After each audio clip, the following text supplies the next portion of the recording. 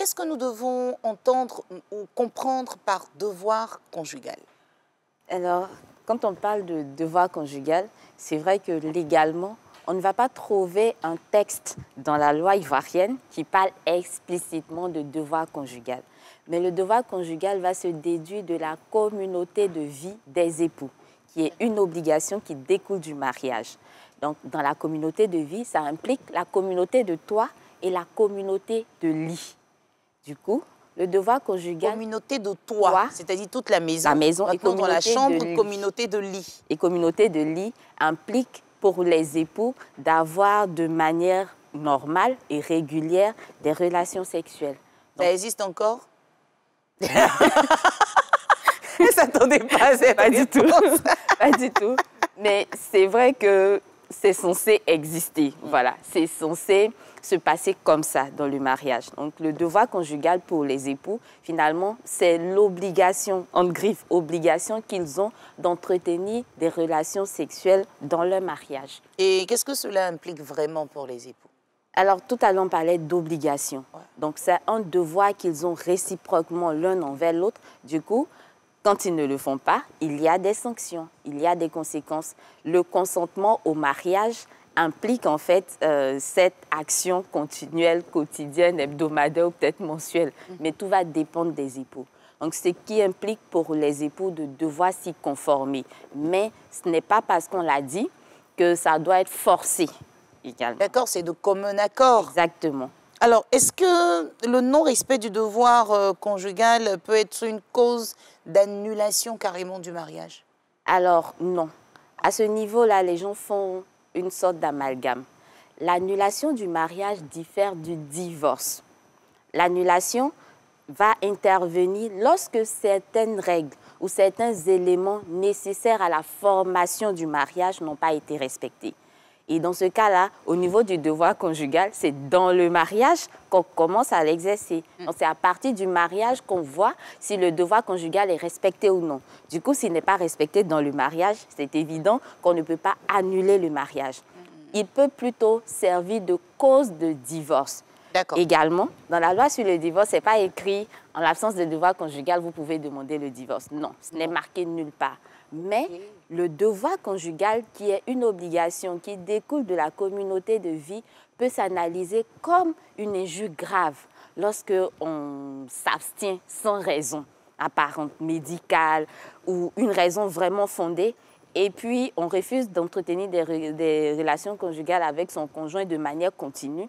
L'époux, frustré, on va dire, peut estimer... Ou l'épouse. Ou l'épouse. Bon, je disais l'époux pour les deux, mais l'épouse ou l'époux concerné peut estimer qu'il y a injure grave à son égard et saisir le juge pour divorce si, bien sûr, cet élément-là empêche le maintien du lien conjugal.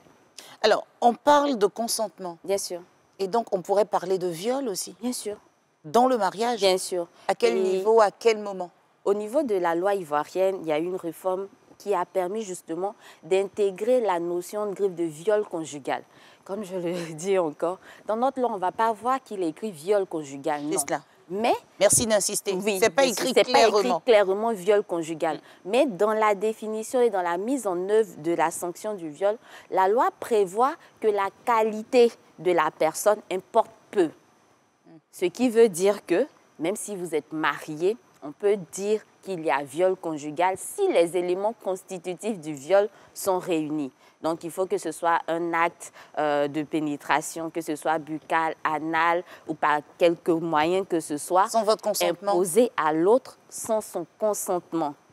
Et dans ce cas-là, qu'il s'agisse d'une femme ou d'un homme, il peut y avoir viol conjugal. Et la loi prévoit même que le consentement au mariage implique, il y a une sorte de présomption à l'acte sexuel. Seulement, il faut qu'on puisse emmener la preuve contraire si on estime que, voilà, on n'était pas consentant.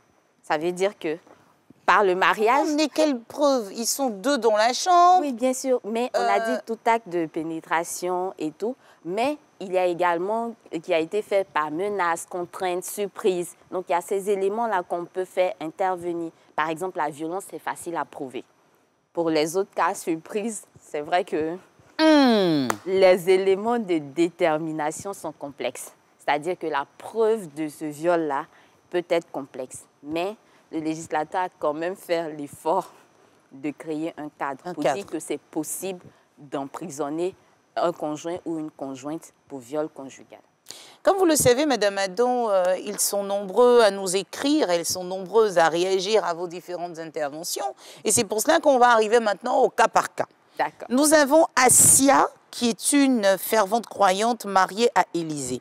Dans sa vie de tous les jours, elle prend parfois de longs moments de jeûne. Et pendant ces moments, elle s'isole et refuse d'accomplir son devoir conjugal. Car selon elle, c'est son droit et elle est libre de décider. Excédée, son mari veut savoir les solutions juridiques qui s'offrent à lui. Alors, Assia, c'est son corps, c'est sa vie, on est d'accord. Mais par le mariage, on consent à une relation de ce ordre-là avec son époux. Ici, le mari, déjà, il ne peut pas la forcer. S'il la force, on va évoquer le viol conjugal. Par contre, s'il est excédé, cette situation-là peut conduire en fait au divorce.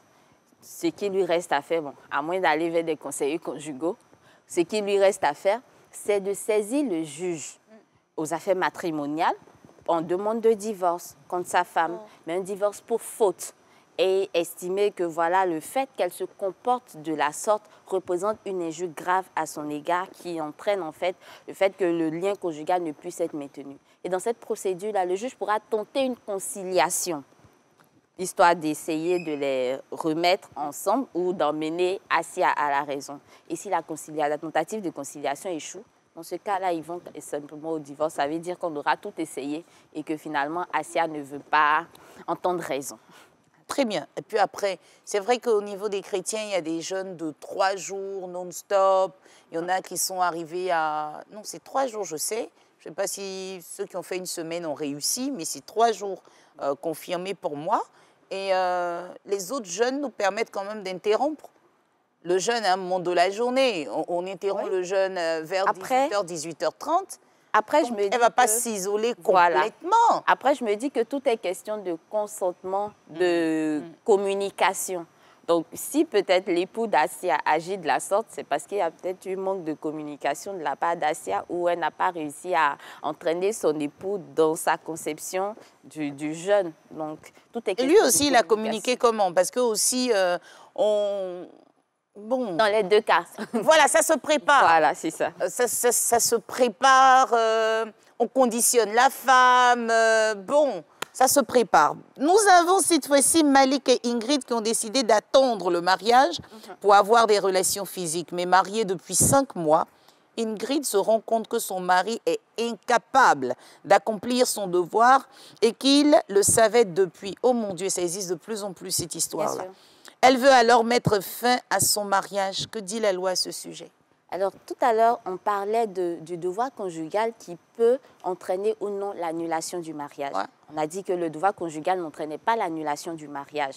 Il pouvait plutôt être cause de divorce.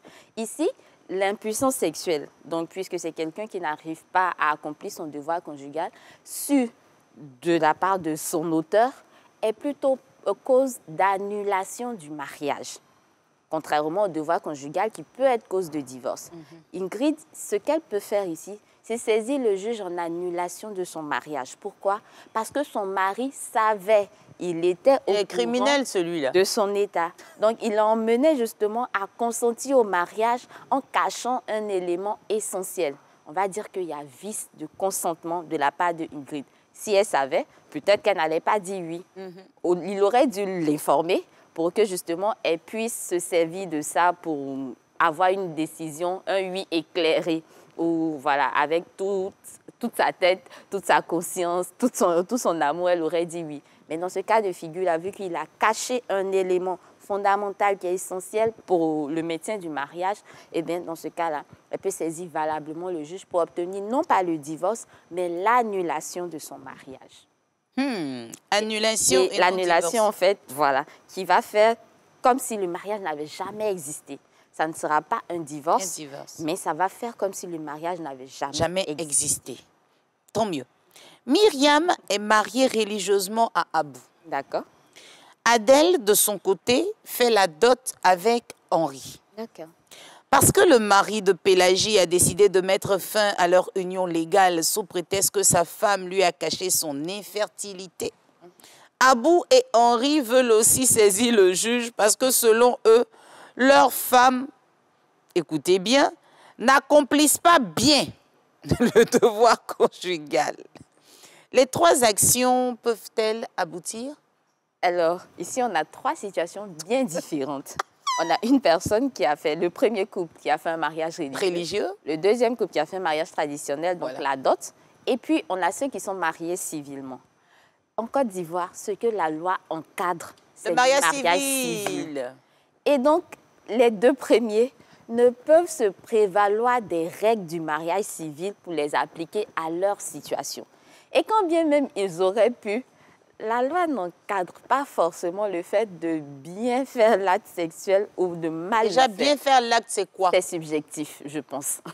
Je suppose que c'est subjectif. Ce que la loi encadre, c'est soit l'impossibilité d'avoir des relations sexuelles, l'infertilité, qui ces deux cas-là, lorsqu'ils sont connus de la part de leurs auteurs, entraînent l'annulation du mariage.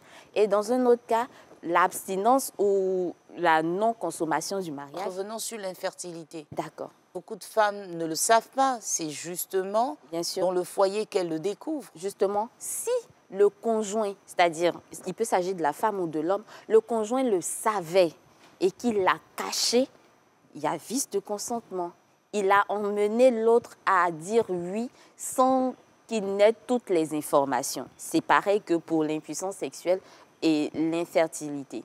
Dans l'autre cas, on est déjà marié ou bien alors on savait. Quand on sait, on ne peut pas utiliser ce moyen-là comme cause d'annulation. C'est ça. C'est-à-dire qu'on est au courant, on a donné valablement son accord. C'est-à-dire peut-être qu'on va trouver des moyens, des traitements par la prière et tout ça.